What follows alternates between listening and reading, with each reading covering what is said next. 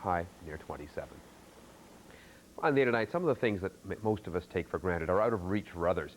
Take those lush, color-filled gardens that are one of the joys of this time of year. What if you have limited vision or no vision at all? Well, all is not lost, because there's a very special garden at the offices of the Canadian National Institute for the Blind. Peter Hugavine takes care of that garden. Boyd Hiffner and Marlene Bartlett are among those who enjoy it.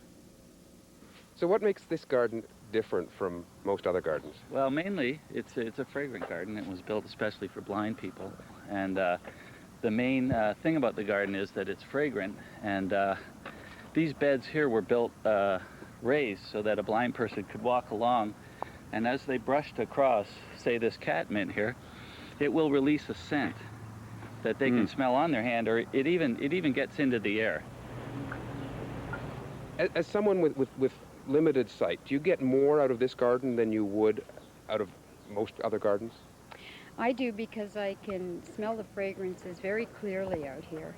And the way that the garden is made, it's up higher than a normal garden, which is down on the ground. And so my vision being the way it is, I get the opportunity to see things a lot more clearly than I would if they were down on the ground. We try to go right across the board, and one of the colors that blind people can see really well is yellow.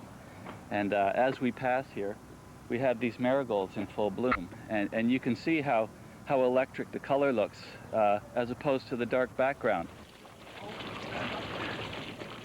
Another thing about the fragrant garden is that sounds come into play, and we've placed a fountain here, and you can hear it babbling away, but the blind also know when they hear that sound that they're near the cafeteria. So that's another way that sound comes into play in the garden. Because a lot of the gardens are raised, I can actually touch the plants and the flowers and get an idea of what they look like and how they feel, as well as, of course, as the fragrance, which is wafting our way as we speak, isn't it? Yes, exactly. Something really pungent as we go. Yes. Wonderful. Do you start to recognize favorite smells? When I think to ask, yeah. Everybody knows a lilac and a rose, right? That's right. Yes. From there on, I have to ask other people, what's that? Wow, you've got a thicket there of lily of the valley. It must have taken years. That's right. Well, it took 40 years. The garden was opened in 1956, and it was planted just as a ground cover, and it's done well since then. How long have you been here? I've been here about 10 years, but my father worked here when the garden opened in 1956. So this is a father-son gardening? That's right, that's right. He worked most of his life here, and when he was 68, he decided to retire. And it seemed like a nice job to step into, so I did.